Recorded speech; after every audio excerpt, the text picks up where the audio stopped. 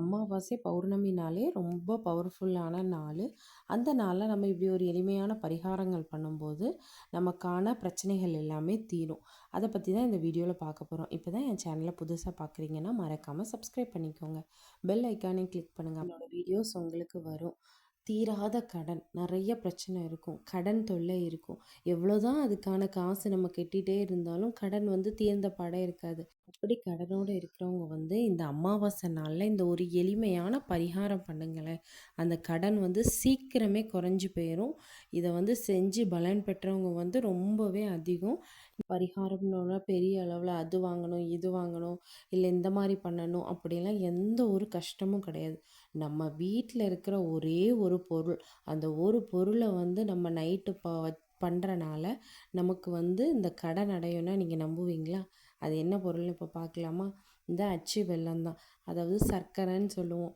இந்த இதை நைட்டு இதுக்குன்னே வாங்கி வச்சுக்கோங்க. ஒரு 1/2 கிலோவோ 1 கிலோ வாங்கி வச்சுட்டு ஒவ்வொரு அமாவாசை நாள்லையும் கொஞ்சமாக எடுத்து பொடிச்சு உங்கள் நிலைவாசல் இருக்குல்ல, அந்த நிலைவாசலில் நல்லா தூவி விட்டுருங்க.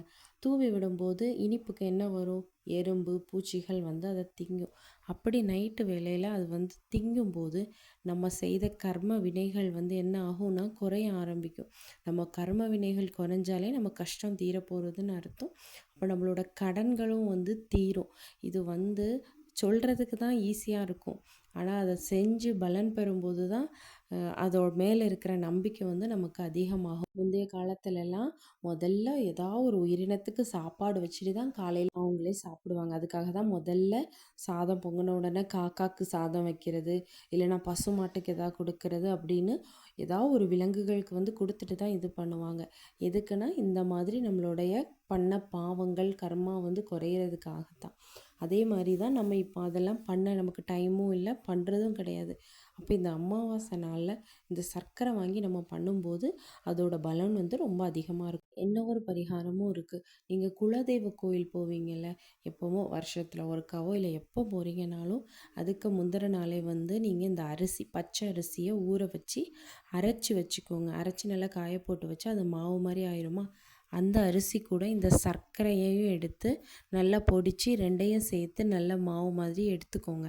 எடுத்துட்டு மறுநாள் கோயில் போகும்போது கொண்டு போய் அங்கே கோயிலில் இருக்கிற ஏதாவது ஒரு மரத்துக்கு அடியிலையோ இல்லை ஏதாவது ஒரு இடத்துல தூவி விட்டுட்டு வந்துடுங்க. அங்கேயும் நம்ம பூச்சிகள் அது இதெல்லாம் சாப்பிடும்போது நம்மளுடைய கஷ்டம் நீங்கும். நம்ம குலதெய்வம் நம்மளுடைய கர்மாக்கள் எல்லாத்தையும் எடுத்து நமக்கு ஒரு நல்ல வாழ்க்கை, சந்தோஷமான வாழ்க்கையை கொடுப்பாங்க. நம்ம கஷ்டங்கள் தீரும், கடன்களும் தீரும். முடிஞ்சவங்க இந்த பரிகாரத்தையும் பண்ணி பாருங்கள்.